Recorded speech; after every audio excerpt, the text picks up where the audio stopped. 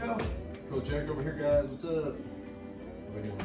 Good. I think I'm a little behind though. So if you guys don't know, we're in Oregon, in Portland. Yeah. And we've been inundated with wildfire smoke. And our school's been back up and running. So we're here at the academy. And so are our students. And we're kind of recovering from the COVID timeline, getting hit by the wildfire. So Coach Eric and I have been a little bit busy. So we've been trying to put out material. We've been doing a pretty good job every week, but I'm really trying to bring you guys at least 3 pieces of curriculum a week, which is a pretty big time commitment from us, but we're going to try our best to keep making it happen. So a week or two ago, we did an intro to Silat and the initial footwork. And kind of like if you start in judo, or I'll use Aikido as an example, when you go to train that, traditionally, they have you work on nothing but falling in the beginning because they want you to focus on the break fall because you're going to be doing predominantly throws. So in Silat, the similarity there is you're predominantly going to be doing foot sweeps because it's a standing grappling art. There is definitely Silat on the ground, but the goal with Silat is to always maintain the structure to be able to hit.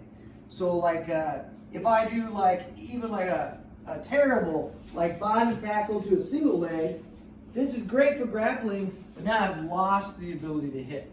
So Silat in general is more upright, especially methods like Sarak that we practice here. So the foot sweep is good if you want to bring in the other hand, you want to grab a tool, and you still have orientation not only on this guy, but if there's other people in the room.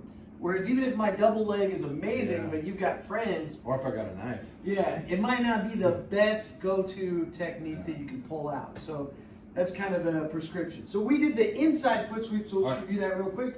So footwork, everything in Silat is based off of what they call the lanka, which just means like a triangle. Okay, so the triangle is his stance and my stance. So that's a female triangle. Okay, and I want to be one step away. So a good way to measure it is just with your knee. See, my foot is on my knee, almost like that yoga pose. Don't accuse me of bad yoga. I've never done a lot of yoga. Okay, but if my knee can hit the quad, that means I'm one step away. So see, we can go shin to shin. That's what we did last week. I could bring my heel in. I could bring my heel to the outside. I could bring the foot palm to the outside.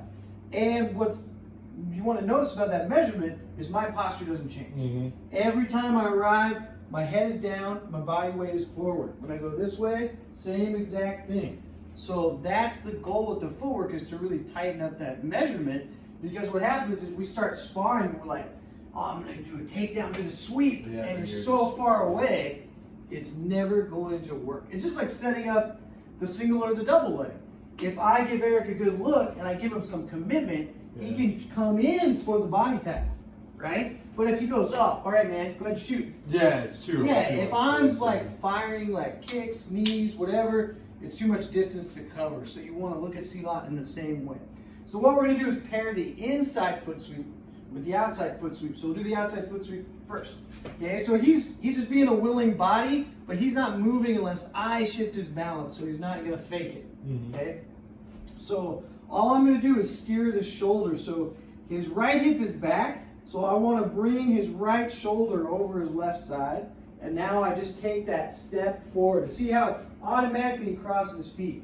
So really we would anchor down somewhere. Could be one arm, could be two arm, could just be the wrist, could be the head and arm, could be the head and arm this way, and you create the trip. Okay, but right now we're just going to let him walk out of it. Okay, so again, twist. You can measure with the knee, step. After he crosses his feet, I lighten up and he just steps out. Now the lever's the other way. So I twist, I step, measure with the knee, step through, same thing, he walks out. That's it. Should we change the other direction? We're upside down. Frame, boom. There we go. Yeah, let's go this foot side. Sure. So twist. So another way to look at this, which is really applicable, is since he's in a southpaw, if you feed me like a rear straight, see, that automatically turns his hips. So this is a really good time to try to drive in with this trip, is when the opponent throws the cross. But right here, we're just going to steer the shoulders. See, now his left lead, so his right would be his cross, and I step through. That's it. So what I don't want to do is I don't want to push you before I get there. because now he's out of range. There's no depth there. If you go back, I also don't want to do this where I step and see I'm leaning. I'm in a negative posture. On me. Yeah, and now I'm going to try to move you. Don't let me. Yeah, it's gonna be really Yeah, tough. see, because I'm stepping in and reaching, and my angle is negative. It's bad, right? So when I go here with this knee, see my head shifts towards you. Yeah. Now when I step, I have body weight going forward. All right. So an easy drill that you can do to combine, basically what we'll call chapter 1 and chapter 2 of this. Sticky foot. Yeah, it's a sticky legs drill, which is what we're doing now. So this is 1 foot sweep, the outside foot sweep, and last week we did the inside foot sweep. So now I'll combine them. So I'm only going to use my right leg. So the first one is I bring his lead shoulder forward, I step through, and I can drag the foot. He steps back. Now I'm going to adjust up, but I didn't let his shoulder return. So this time when my right foot goes, it's actually on the outside. So see, I can even change the hand grip. So on the inside, follow through, on the outside. On the inside, on the outside. And this is just a really good way to get your orientation, because what happens in class when people are going slow and they're theorizing is I go for Eric's foot and they go, Coach, what if he moves the leg? Then it doesn't work. No, then you gotta follow up to the, gotta follow up. So eventually, just like any takedown, I'm gonna catch that leg, right? Or catch something, right? It's just like, I go for your neck, you back up, I go for your leg, you back up, I go for your body, right? So you have to pursue with takedowns. It can't just be one and done, because one might not work. And in striking, everybody seems to get this. They're like, oh yeah, if I miss with the jab, I throw another jab. I miss with that jab, I throw my straight. I got him, okay, I follow up with the hook. So there's a succession to it. But when we do takedowns, for some reason, a lot of people just get single-minded, especially if you're not in sports like jiu-jitsu and wrestling and doing all that. Like wrestlers, like all our great wrestlers, like Kale, he always does everything in combination. He knows, like, oh, the guy's going to resist. So we got to look at the Silat in the same way. So let's go back one more time, another way. So I can start with the left foot. So left foot's going to go in. He moves his leg. I don't back up. See, I just adjust up, keep the twist going. Left foot to the outside. Left foot to the inside. Left foot to the outside. And at any time, you can always switch. That's it. Cool. So that's the first two. Nice. That's called Sapu. It could be Dalam or Luar, depending on if you're going forward towards the leg or behind. But Sapu just refers to the inside palm of the foot affecting the trip. And I did a couple different ones here. You could go like ankle to ankle, which is the weakest, but we teach it first because you got to be precise with it. It could be shin and knee. This way, we'll see I get a little lever on it, right? And I like this one, like if I'm really going to do it, I just cheat all the time and do this.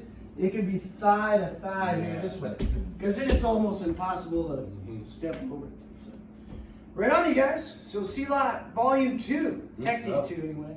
So I just want to drop a couple essential basics, because there's a lot of Silat in the JKD community, but I haven't seen a lot of polish on it. Well, a lot of it too is like, I mean, I was watching somebody that like, they had somewhat the right idea. I'm not great at stuff by any means, but you can see when the intent isn't there and the spacing and the pressure isn't there, of course it's not going to work. Yeah.